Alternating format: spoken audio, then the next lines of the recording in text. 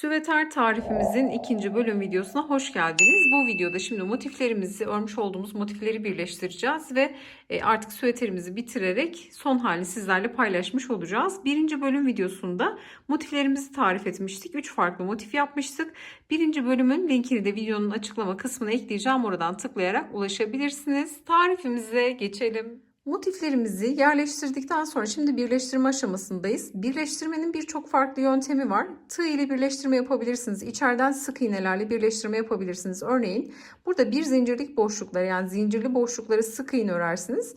Trabzanları da geçerken bir zincir çekerek bir sonraki zincirli noktaya sık iğne örüp içeriden, yani bir sık iğne bir zincirle birleştirme yapabilirsiniz. Kaydırma tekniğiyle, yine tığ yöntemiyle kaydırmayla birleştirme yapabilirsiniz. Ya da benim gibi burada şimdi ben orijinaline yakın olsun istediğim için etamin iğnesiyle dikiş yaparak birleştirmesini yapacağım. Şimdi sadece burada dikiş yaparken dikkat etmemiz gereken bir nokta var. Yine tığla birleştirirken de bunu dikkat etmeniz gerekiyor. Buradaki en önemli püf nokta şu. İki motifi birleştirirken birleştireceğimiz rengimiz iki renkten biri olmalı. Şimdi ben burada krem renkten 2 yumak kullanıyorum. Çünkü daha kenar kısmını da geçeceğiz yine kremden. Krem renkten 2 yumak, diğer sarı ve yeşilden birer yumak yeterli oluyor 100 gramda. Yine ipin detaylarını videonun açıklama kısmına ekledim. Oradan bilgilere bakabilirsiniz. Şimdi burada örneğin bunu burada sarı ve kremi birleştirirken şimdi krem rengimi iğneme taktım. Birleştirmemi bunlarla yapacağım. Burada yeşil ve krem geliyor. Yine kremi kullanacağım birleştirirken. Fakat burada bakın yeşil ve sarı rengi geliyor. Ne yapacağız? Krem kullanamayız artık. Bu yüzden iki renkten birini tercih edeceğiz birleştirirken. Tek dikkat etmemiz gereken nokta bu. İki motiften biri olmalı. Rengimiz, dikeceğimiz rengimiz. Şimdi şöyle ipimi taktım. Düğüm vesaire atmıyorum. İstediğiniz bir noktadan başlayabilirsiniz. Ben aşağıdan yukarı doğru motiflerimi dikerek, birleştirerek ilerleyeceğim. En sonunda artık örgü kısmına geçip süveterimizi bitirmiş olacağız. İstediğiniz bir noktadan başlayabilirsiniz. Şimdi videoda anlaşılsın diye ben şöyle tam ortadan başlıyorum. Şimdi bu yarım motifimiz, bakın yarım üçgen motifi, diğer tam motif. Şimdi bunlar şöyle bakın, iç tarafta kalacak dikişimiz. Şöyle düşünün, iki tane motif, bakın biri tam biri yarım. Üst üste kapattığımız zaman bu bunun yarısını teşkil ediyor. Şimdi ne yapacağız? Burada bakın şöyle, önce örgünün yönüne bakmak da önemli. Ne yapacağım? Örneğin şuradan başladım. Buradan birleştireceğim. Sonra buradan devam edeceğim. Bu şekilde ilerleyeceğim. Sonra bir üst sıraya geçip yine aynı şekilde sadece dikme işlemiyle birleştireceğiz. Şimdi bunu kapatıyorum. Bakın düz kısımları içeride kalacak. Biz tersinden dikeceğiz. Dikiş ters tarafta, iç tarafta kalacak. Bunu da belirtmekte fayda var. Şimdi şu kenarı birleştireceğiz, bakın. Şöyle açtım. İç içe kapattım düz yüzlerini. Hangi tarafı düz yüzüne gelsin istiyorsanız oraya kullanabilirsiniz. Şimdi şuradan dikişimizi yapacağız. Bunun için hemen şu köşeden başlayacağım. Fakat ipe düğüm atmıyorum. Bunu nasıl yapıyorum? Önce ipi şöyle örgünün, bakın renginde başladığım motifi kullanıyorum önce. İpi şöyle bir miktar geçiriyorum. Şöyle minik bir kısa ip bırakalım. Geçirdikten sonra hemen şurada şöyle ipi geçirelim. Şimdi burada iki zincirlik noktalar karşılıklı gelecek, bakın. Mutlaka karşılıklı getirmeye dikkat edelim. Kaymalar olmasın. Burada iki zincirli noktalar birbirlerine bakacaklar. Sonra diğer bir zincirli noktalar denk gelecek. Şimdi ipimiz burada. Hemen bakın iki zincirlik noktaya diğer motifte de öndeki motifte de batıyorum. Sarma dikiş yapacağım, klasik.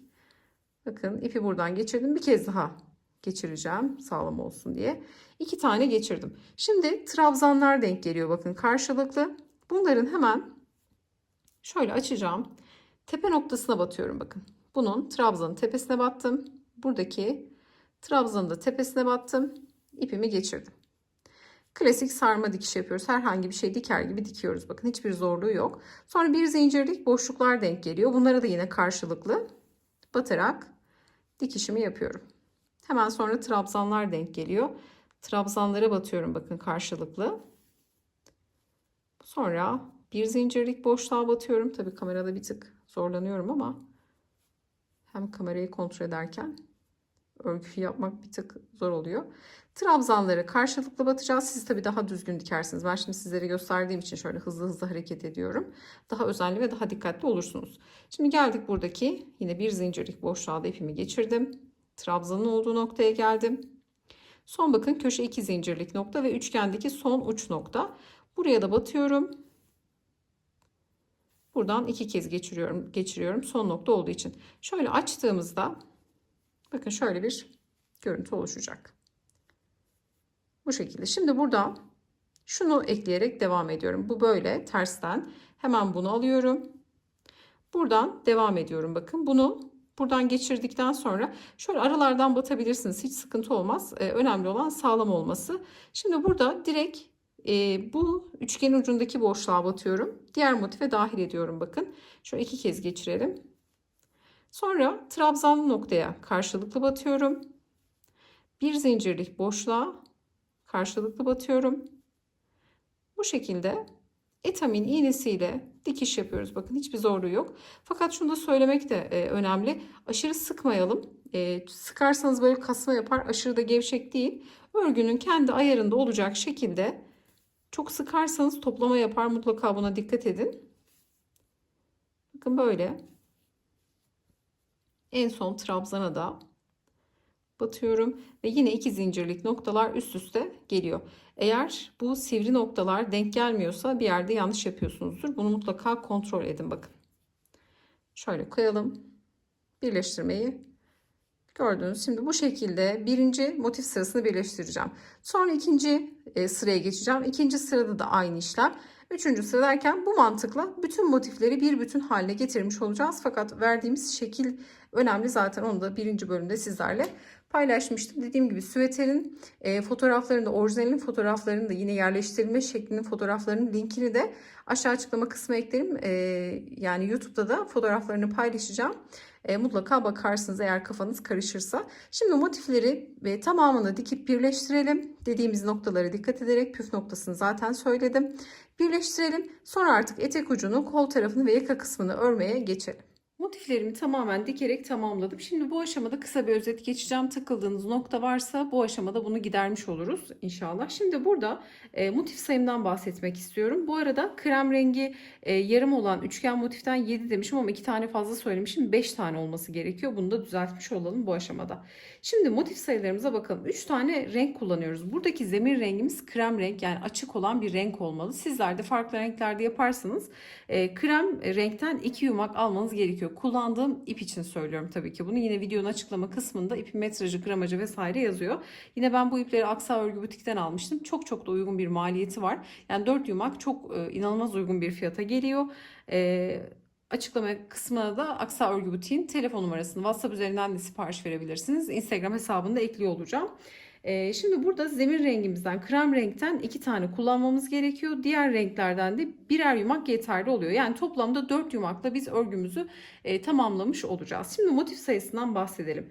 Buradaki yeşil tonundan 14 tane tam kare motif hazırlıyoruz bakın. Bunun yarım motifi yok. Bu rengin yarım motifi yok. Bu tamamen kare tam motiften oluşuyor.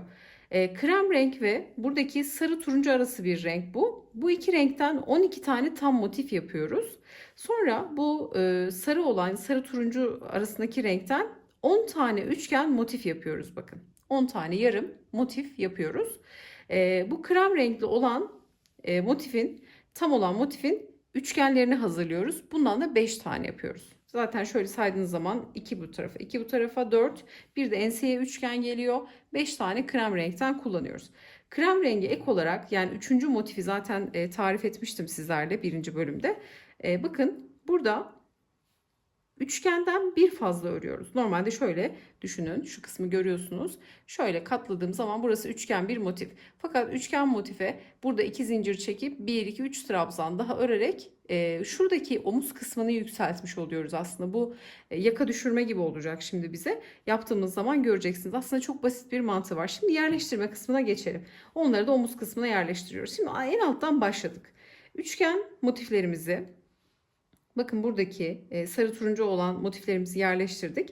Sonra bir üst sırada bakın 2, 4, 6, 8 tane motifi Tamamen bir bütün halinde birleştirdik. Şu kısmı göstermek istiyorum özellikle. Bunu da dikerek yaptım. Ama sizler kaydırma yapabilirsiniz, sık iğne ile birleştirebilirsiniz tığla yaparken ya da son sırayı örerken birleştirerek her bir motifi o şekilde motifleri örmeye devam edersiniz. Bu tamamen zevkinize kalmış. Burada önemli olan mantığı kavramak. Şimdi bakın buradaki krem renkli motifi tamamen birleştiriyoruz. Sonra yeşil renge geçiyoruz. Yeşil renkte de bakın köşelerde motif yok. 2, 4, 6, 8 tane önlü arkalı yerleştiriyoruz. Fakat burada birleştirmiyoruz bakın. Şu motif tamamen birleşirken yani şu kısım kapalıyken burada yeşil olan motifin bu kol altı kısmımız burası açık kalacak. Bunu sonradan birleştireceğiz. Şimdi yaparken göreceksiniz zaten. Bu kısımlar açık. Şimdi şöyle bakın şu noktaya kadar yaptınız. Bunları açık birleştireceksiniz. Yeşil sırasından sonra 4 öne koyacaksınız. Açacağız. 4 tane de arkaya koyacaksınız bakın. 4 tane arkada. Sonra 3'er tane bu sarı turuncu olan rengimizden 3 tane arkaya, 3 tane öne koyacağız.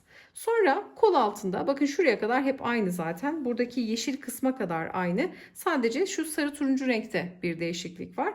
Bunun da 3 tane öne, 3 tane arkaya koyduktan sonra kol altına hemen köşelere üçgen koyuyoruz. Bakın yarım motifleri koyuyoruz. Ortaya 2 tane tam koyuyoruz.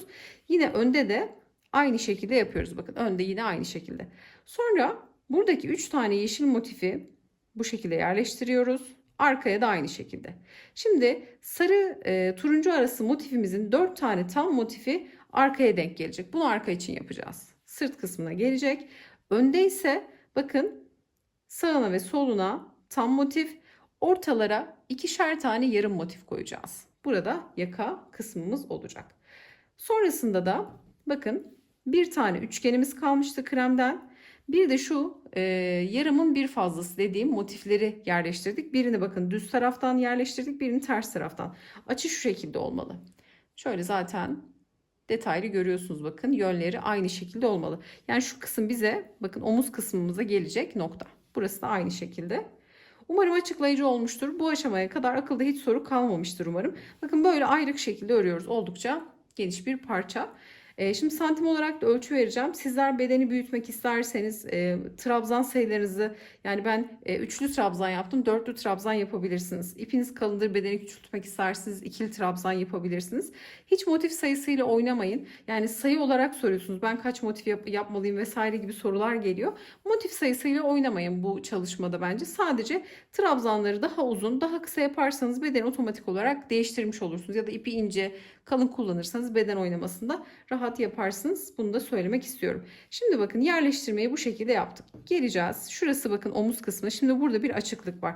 Şimdi o kadar sistematik ilerliyor ki inanılmaz keyifli. Şimdi şu kısımdan başlayacağız. Bakın şu uçtan ön parçayı öreceğiz. Ön yakayı. Buradan örüp buraya kadar geleceğiz öncelikle. Hemen şöyle ipimi almak istiyorum. Bir zincirle bir ilmek oluşturuyorum. Tığımın başına ipimi doladım. Direkt trabzanla başlayacağım çünkü. Hemen şu köşelerde bakın birer tane motif var. Şimdi buradan şu uçtan başlayacağız. Önce yaka kısmını burada hem kafesler öreceğiz hem de sık iğne ile geçeceğiz. Geliyorum. Hemen şu köşedeki 2 zincirlik boşluğa batıyorum. İlmek çıkarttım. 3 ilmeğim var. Ne yapıyorduk? Doluyorum. İlkini tek, tekrar doladım. İkisini birlikte, tekrar doladım. İkisini birlikte örerek üçlü trabzan örüyorum. Şu aralarda birer zincir vardı. Bir zincir çekip tığımı doluyorum. Şimdi buradaki trabzanı atlıyorum. Bakın. Trabzanı geçiyorum. Bir zincirlik boşluğa batarak yine üçlü trabzan örüyorum. İlkini tek, ikisini birlikte, ikisini birlikte. Şimdi bu şekilde kafesler oluşturacağız. Bir zincir, tığıma doladım. Bir sonraki bir zincirlik boşluğa batarak yine üçlü trabzanımı örüyorum. Bu aşamaları kesmeyeceğim ki anlaşılır olsun, yeni başlayanlar da rahat yapabilsin. Bir zincir tığıma doluyorum. Bir sonraki bir zincirlik boşluğa batarak üçlü trabzanımı örüyorum. Şimdi şu kısma da batacağım. Tekrar bir zincir tığıma doluyorum ve hemen geliyorum. Buradaki iki zincirlik boşluğa üçlü trabzanı örüyorum. Bu arada birleştirirken bakın karşılıklı iki zincirler denk gelecek şekilde birleştiriyoruz.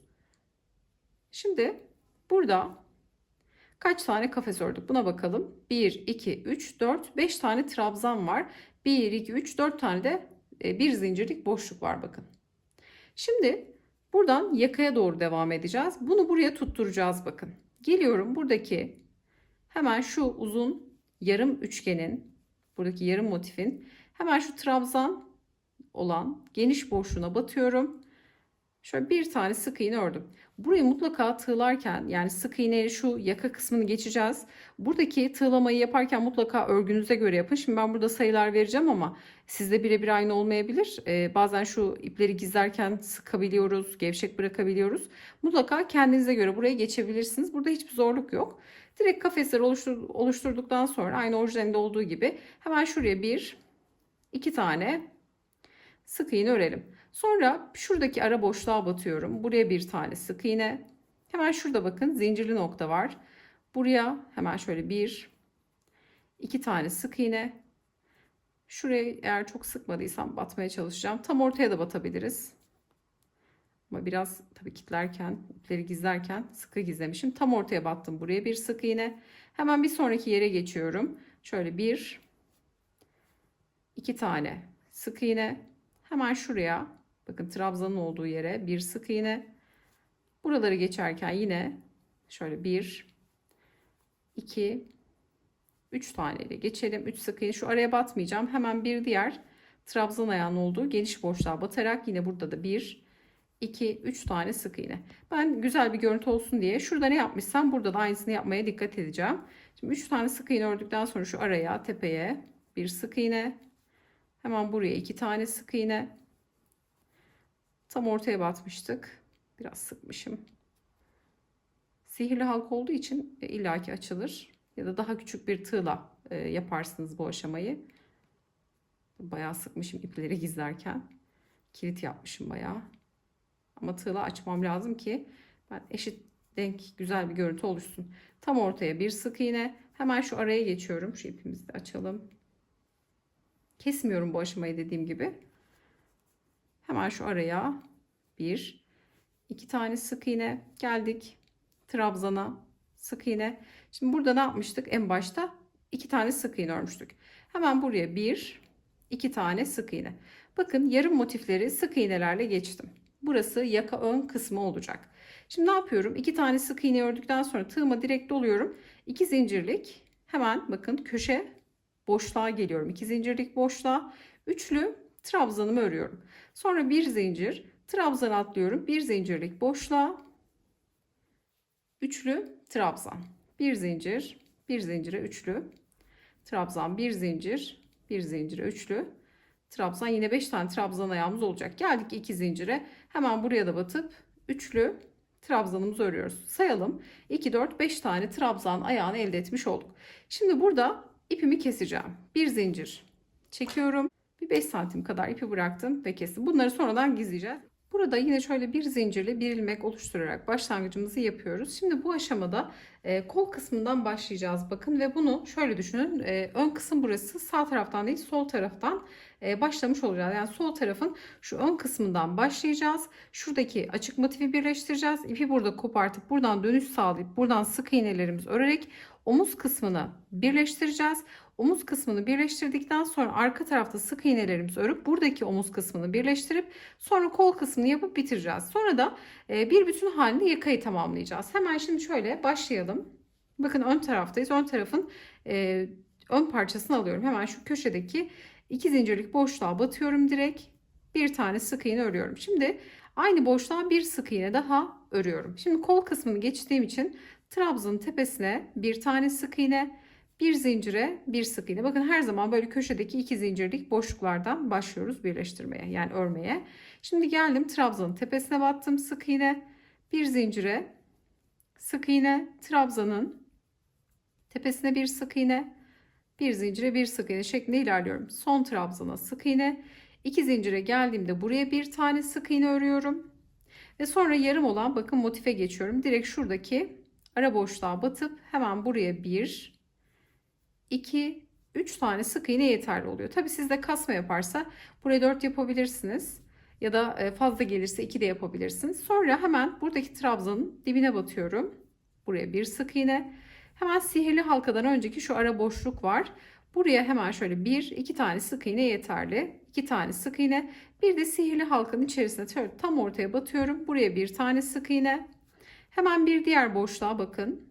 2 tane sık iğne. Yani bunun yarısında ne yapmışsam bunun yarısında da aynı işlemi tekrar ediyorum. Hep bu işlemleri yaptım bu motifleri geçerken, yarım motifleri geçerken. 3 sık iğne, hemen dibine bir sık iğne, 2 sık iğne, sihirli halkanın tam ortasına bir sık iğne, 2, hemen şuradaki trabzana bir sık iğne, tekrar buraya da 3 tane sık iğne örüyorum. 1, 2 ve 3. Sonra şimdi şuradaki iki motifi birleştireceğim. Geliyorum. 2 zincirlik boşluklara karşılıklı batıyorum. Bakın yeşil koltuk altında kalan 2 tane yeşil motifimiz var. Hemen bunu birleştirelim. Geliyorum buraya direkt batıyorum. Sık iğne. Şimdi burası birleştirme olduğu için burada trabzanların tepesine batmayacağım. Buraya bir zincirle geçeceğim. Bir zincirlere karşılıklı sık iğne. Bir tane zincir çekiyorum. Trabzanları karşılıklı atlayıp bir zincirlik boşluğuna bir tane sık iğne örüyorum. Bir zincir, hemen bir zincirlik boşluğa sık iğne, bir zincir. Son artık 2 zincire geldiğimde bir tane sık iğne örüyorum. Şimdi burada şöyle bir tane zincir çekip ipin bir miktar şu uzun keselim ki bunu içeride gizlemek istiyorum. Çünkü şöyle yapıp ilmekten çıkarttıktan sonra şöyle ara noktadan etamin iğnesiyle ipi gizleyeceğiz ki bir bütün görüntü oluşsun. Yani şuradaki kötü bir görüntü oluşmasın diye. Şimdi bunun ön tarafını yaptık. Şimdi çeviriyorum, ters çeviriyorum. Buradaki motifi birleştirdik. Şimdi koltuk altı kısmından devam edeceğim. Kolu örüyoruz, bakın henüz omuzu birleştirmedik. Hemen yine şöyle bir zincirle bir ilmek oluşturuyorum. Hemen şöyle ilmeğimden çıkartıyorum. Şu arada bir bağlantı yapacağım. Önce yeşil motifin, bakın 2 zincirlik boşluğuna batıp ilmeği buradan geçirip buradan bir zincir çekiyorum. Hemen bunun karşılığında gelen noktaya şu ara boşluğa batıyorum. İlmeği buradan geçirdim. Sonra ilmeği buradan geçirdikten sonra bakın şöyle bir bağlantı yaptım. Kısa ipleri de gizleyerek hemen üçgen motif geliyor. Ara boşluğuna batıp buraya 3 tane sık iğne örüyorduk. 1, 2, 3 tane sık iğne örüyorum. Hemen dibine batıyorum. Buradaki dip boşluğa sık iğne. Hemen şu araya 2 tane sık iğne. 1, 2, sihirli halkanın içerisine bir tane sık iğne. Hemen bir sonraki ara boşluğa 2 tane sık iğne. 1, 2, bir sonraki noktaya bir tane. Bu son noktaya 3 tane. 1, 2, 3. Birazcık hızlı geçiyorum ama yani sadece sık iğne ile geçiyoruz ve hep aynı sayıda geçiyorum. Bakın hiçbir farklılık yok. Ön nasılsa arkada aynı şekilde olmak zorunda.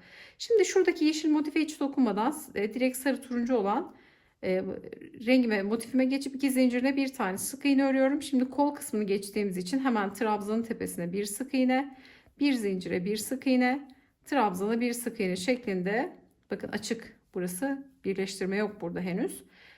Şimdi geldim buradaki trabzana sık iğne, 2 zincire geldik. 2 tane sık iğne örmüştük. Bunu yine aynen örelim. Sonra ilmeği esnetiyorum. Hemen getiriyorum bunları böyle karşılıklı. İlk sık iğnenin tepesine batıyorum. Şurada kilit zincirinden sonra ördüğüm sık iğnem vardı. İlmeği bunun bakın içinden geçiriyorum. Sonra burada şöyle bir tane zincir çekiyorum. Şuradaki dengesizlik olmasın diye bakın ilmeği geçirdim. Sonra burada hemen şu 2 zincirlik boşluğa bir tane sık iğne örüyorum. Sadece birleştirmek için bir tane sık iğne. Sonra burası omuz kısmı olduğu için, yani şurada delikler oluşsun istemiyorum. O yüzden trabzanların tepelerine de bir tane sık iğne örüyorum. Bir zincire bir sık iğne, trabzanları karşılıklı batıp yine bir tane sık iğne örüyorum. Bir zincire bir sık iğne, trabzanları karşılıklı sık iğne şeklinde ilerliyorum. Şimdi geldim buradaki son trabzana da battım. Şimdi 2 zincirlik boşluktayım. 2 zincire de bir tane sık iğne örüyorum. Şimdi burası önemli. Şimdi buradaki noktayı eşitleyeceğiz bakın. Şurada şu kısmı şöyle yedireceğiz birazcık da. Ne yapıyorum? Geliyorum. Şurada 2 zincirlik boşluğumuz vardı.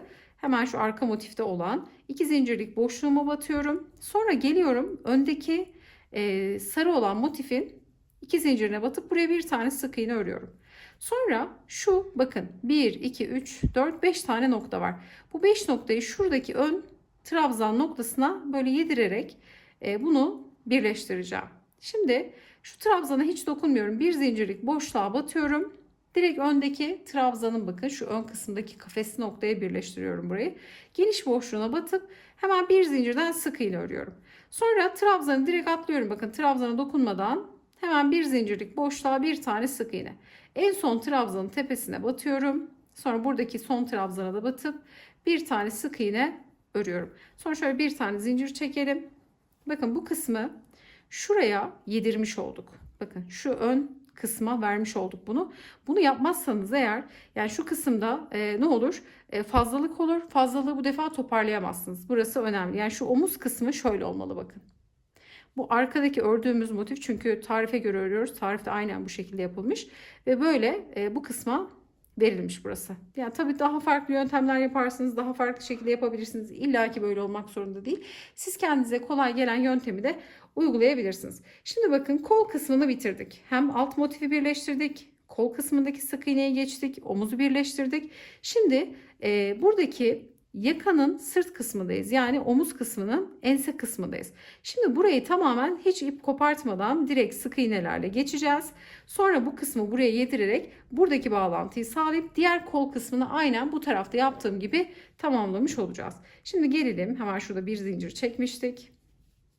Burada bakın hemen ara boşluğa batıyorum. Yarım motifleri çalışıyorum çünkü.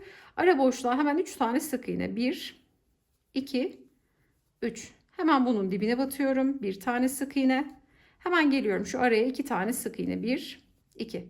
Sonra geliyorum sihirli halkanın içerisine. Tam orta göbeğe bir tane sık iğne. Hemen diğer boşluk geliyor bakın. Buraya 2 tane sık iğne.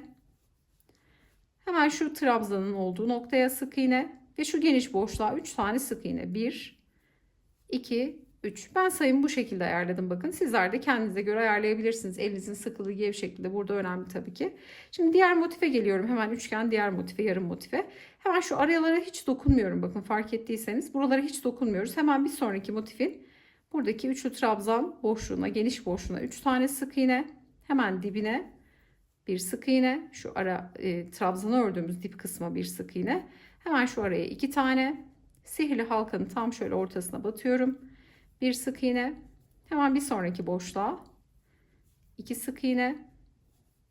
Bu ara boşluğa 1. Sonra 3. Kesmedim ki burada akılda hiç soru kalmasın. Bakın bağlantı noktasına hiç dokunmuyorum. Hemen bir sonraki noktaya batıp 1, 2, 3 tane sık iğne ördüm.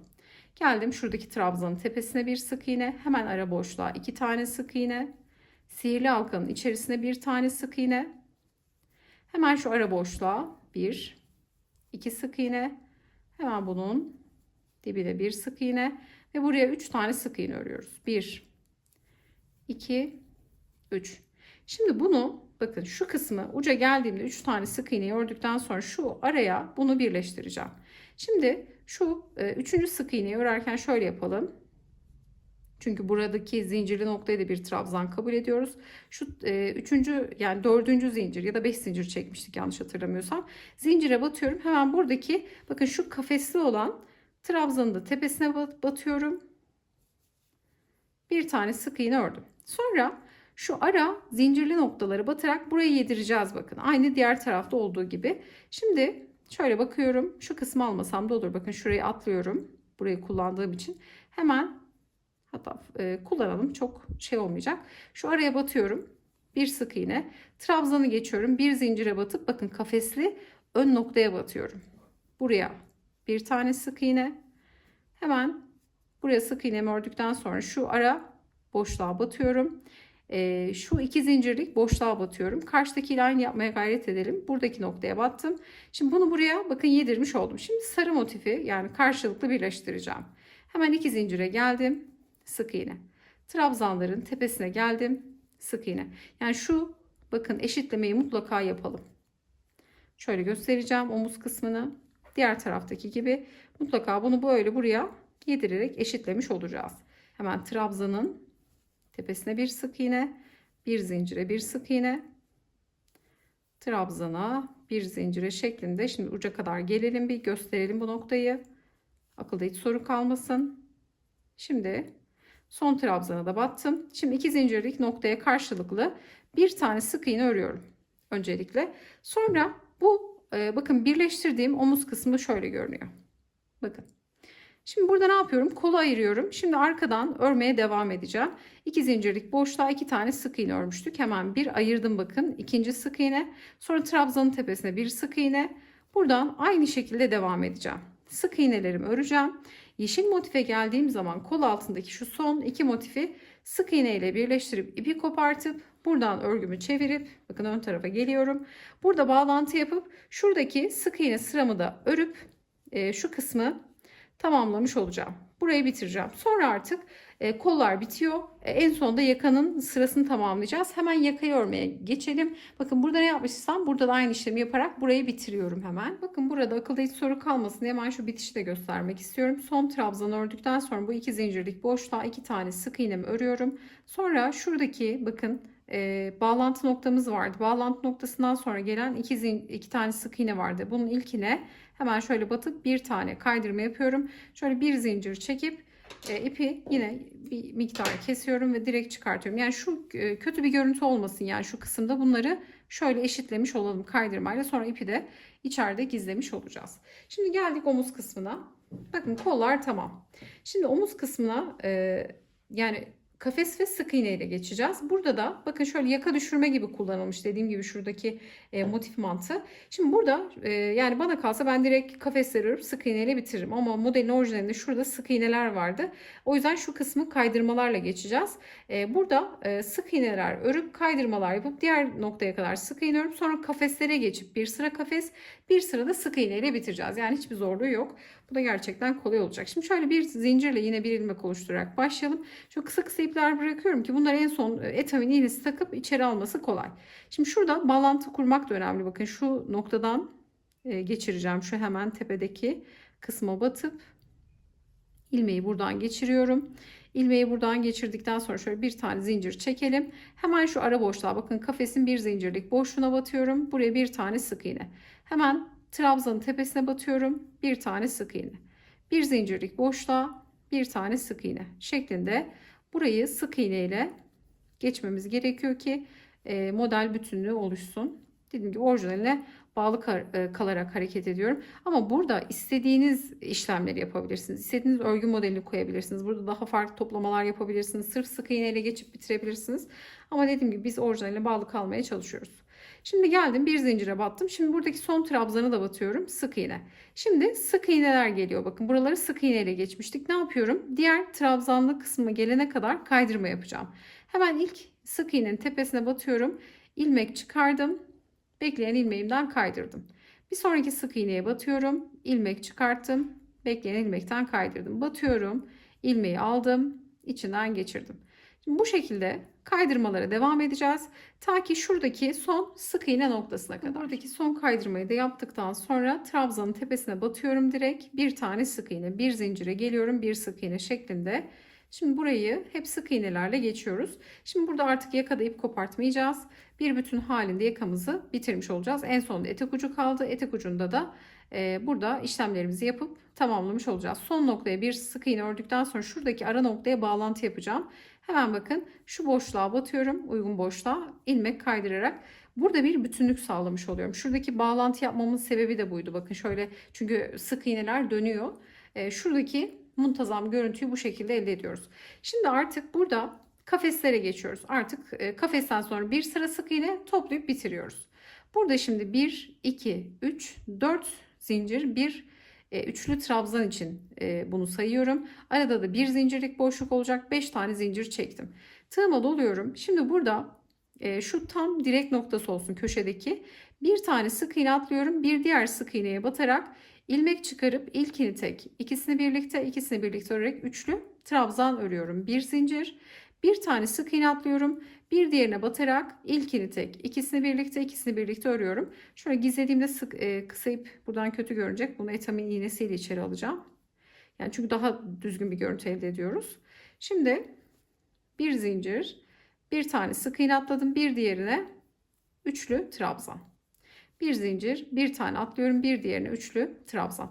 Şimdi yakanız çok açılırsa, çünkü burada bir yaka toplama yapabilirsiniz. Bakın oldukça açık bir yaka. Şimdi burada kafeslerle yakanızı toplayabilirsiniz. Bir tane değil, iki tane sık iğne atlayabilirsiniz. Ben şimdi birer tane atlayarak şu köşelerde atlayabiliriz. Bakın ikişer tane atlayabilirsiniz şu noktalarda. Atlamalarda yaparak yakayı ne kadar toplamak istiyorsanız o kadar toplayabilirsiniz. Şimdi burada kafeslerimizi örerek Devam edeceğiz. Bakın şöyle de göstermek istiyorum. Şu kısmı geçelim birlikte. Bir zincir, bir tane atladım, bir diğerine battım. Ve üçlü trabzan örüyorum hep bakın. Bir tane atlıyorum, bir diğerine geçiyorum. Şimdi şu kısımda şöyle bir iki tane atlayabilirsiniz. Üçüncüye batıp şu omuz kısmı, çünkü bakın burası. Şöyle bir zincir toplamada yapmış olalım. Bir tane atlıyorum, bir diğerine. Yani şöyle iki tane de atlayabilirsiniz aralarda. Şimdi kafeslerimizi bu şekilde güzelce örelim. Şu ilk başladığımız zincirli noktaya kadar gelelim. Şimdi şu ön kısmı da göstermek istedim. Bir zincir çektim. Buradaki bir sık iğne atıyorum. Bakın şuradaki ilk sık iğneye denk geliyor. Buraya da yine üçlü trabzan örüyorum. Bir zincir. Buradaki kaydırma noktalarını da hiç bakın görmüyoruz. Direkt şu aralardaki sık iğne noktalarına batıyoruz. Diğer kısımlarda olduğu gibi hemen gelen sık iğne noktasına batıp devam ediyorum. Bir tane atlıyorum şöyle araya. Bakın şuraya atlıyorum. Buraya batacağım. Önde de dediğim gibi toplamanızı yapabilirsiniz. Yani burada eğer daha dar isterseniz bu sırada değil, sık iğne sırasını da toplayabilirsiniz. Nasıl istiyorsanız o şekilde ilerlersiniz. Bundan sonrası dediğim gibi oldukça kolay. Şöyle bakın, kafesleri örerek yaka kısmını tamamlayacağız. Burada da geçişi bu şekilde yaptım. En son artık bir sıra sık iğnemiz kalıyor. Yaka kısmını tamamen kafeslerle geçtim ve şimdi geldim son noktaya. Şimdi burayı da bir zincir çektikten sonra burada 5 zincir çekmiştik. Şu geniş boşluğa batıyorum. İlmek çıkarıp kaydırmamı yapıyorum. Bir zincirle yukarı çıkıp hemen bu boşluğa bir tane sık iğne örüyorum. Sonra trabzanın tepesine batıp bir sık iğne, bir zincire bir sık iğne. İsterseniz bu aşamada toplamak adına tığ numaranızı küçültebilirsiniz ya da elinizi sıkı tutarak da örebilirsiniz. Ben birazcık bakın sıkı sıkı örüyorum ki artık yakayı toplayacağız. Bura artık gevşemesin. Şimdi örgümüz burada sadece sık iğne ile devam edecek ve burada ipi kopartıp bitireceğiz. Sık iğne ile bitiriyoruz. Şimdi örgümüz böyle kabarık kabarık duruyor. İpin yapısı bu arada bukleli. Gayet güzel bir dokusu var. Yani gerçekten fiyat performans bir iplik. Şimdi burada hafif bir buhar verdiğimiz zaman örgüyü zaten düzlemiş, toparlamış olacağız. Bunu da söylemek istiyorum. Yaka kısmını tarif etmiş olduğum gibi bir sıra daha sık iğne geçip bitirdikten sonra etek ucuna geleceğiz. Etek ucunda da önce bir sıra sık iğne. Zaten şu araları nasıl öreceğimizi sizlere söyledim. Bir sıra sık iğne, bir sıra trabzan, sonra tekrar bir sıra daha sık iğne örerek etek ucunu da bitirmiş olacağız. Şimdi tarif etmiş olduğum gibi bitirelim. Bakın yakada artık burada ipi kesip içeride gizleyeceğiz. Hiçbir farklılık yok. Etek ucunda da geldiğimizde şu aralara 3 tane, şu araya 2 tane sık iğne, bu ortaya bir tane sık iğne şeklinde tamamını, bakın üçgen motiflerden oluşuyor. Etek ucunu sık iğne geçeceğiz. Sonra şu yakada yaptığım üçlü trabzan grubunu etek ucunda da uygulayacağız. Sonra da bir sıra sık iğne ile aynı buradaki gibi bakın trabzandan sonra bir sıra sık iğne örüp etek ucunda bitirip kısa iplerimizi de gizleyerek artık süveterimizi tamamlamış olacağız. İstiyorum ki hafif de bir buhar vereyim. Buhar verdikten sonra mankenime giydirip hem ölçü vereceğim sizlere hem de bitmiş halini paylaşmış olacağım, ama mutlaka buhar verdikten sonra paylaşacağım. Çünkü örerken bakın böyle elimizde topluyoruz, bozuyoruz. Hafif bir buhar istiyor. Sakın bu iple, içeriğinde akrilik olduğu için, yani %80 akrilik, %20 içeriği yün bir iplik. Çok direkt buhar, çok buhar verirseniz, çok fazla ütüleme yaparsanız ip kendini bırakır. Bunu mutlaka dikkat edin. Çok hafif bir buhar, yani hiç ütüyü değdirmeden çok hafif hareketlerle sadece böyle düzlemeler yapacağız. El ütüsü gibi düşünebilirsiniz bunu. Bunu da belirtmek istiyorum. Şimdi artık projemizi tamamlayalım. Ölçüleriyle, son haliyle sizlerle birlikte olalım. Burada sadece bakın şimdi mankenime giydirdim örgümü ve burada sadece buhar veriyorum. Dikey buhar ütü kullanıyorum bunun içinde. Ama normal, sizin dikey ütünüz yoksa normal ütüyle de hafif böyle bakın uzaktan buhar vererek çalışmamızı el ütüsüyle düzlemiş oluyoruz. Şimdi şöyle manken üzerinde göstereceğim sizlere. Örgümüzün bakın manken üzerindeki duruşu da bu şekilde. Şimdi sizlere santim santim ölçülerini söyleyeceğim. Bu arada mankenim 40 beden. Bunu 42 beden mankenime de denedim. Ona da oldu ama ona bir tık dar oldu. Onu da söylemek istiyorum, ama bu çalışma 38-40 maksimum 42 bedene olabilecek bir çalışma oldu. Şimdi santim olarak ölçülerini sizlerle paylaşalım. Örgümü bakın masamın üzerine aldım. Şöyle düz bir şekilde sizlere hem santim olarak ölçü söylemek istiyorum hem de şöyle yakından detayları göstermek istiyorum. Bakın birebir orijinaliyle neredeyse aynı oldu diyebiliriz. Yaka detayı vesaire gerçekten çok güzel oldu. Çok da güzel bir kalıp oldu. Bu hazırlamış olduğumuz ölçülerle 38-40 maksimum 42'ye olacak bir ölçü oldu, ama 42 bedene biraz dar olur. Bunu da söylemek istiyorum. Nasıl büyüteceğinizi zaten bahsetmiştim. Şimdi yaka açıklığını söylemek istiyorum. Yaka açıklığı 20 26 santim oldu. Böyle çok dar bir yaka değil ama sizler toplamak isterseniz şöyle bir sıra kaydırma yapabilirsiniz. Yakayı toplayabilirsiniz. Bunu da söylemek istiyorum. Kol açıklığımız, şu kol evi açıklığı bakın 23 santim ölçüsünde oldu. Örgümüzün şu uçtan itibaren buradan uca kadar, etek ucuna kadar olan boyu da 56 santim oldu. 56 santim, yani motifler toplama yaptı. Dikiş yaptığımız için normalde motifler açıkken de bir ölçü vermiştim sizlere. Motifler toplama yaptı. Bunu da söylemek istiyorum. Şu genişliği 50 santim oldu. Bakın şuradan motifi ölçtüğüm zaman 50 santim ölçüsünde oldu.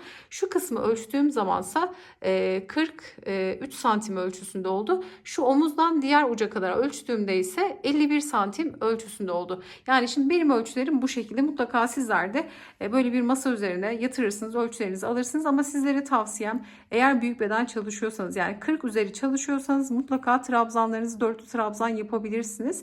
Beden büyütecekseniz de her yumaktan, yani her renkten ikişer yumak almanız yeterli olacak. Çalışmış olduğum ip için söylüyorum bunu. Normalde kaç ip kullandık? Krem renkten 2 yumak.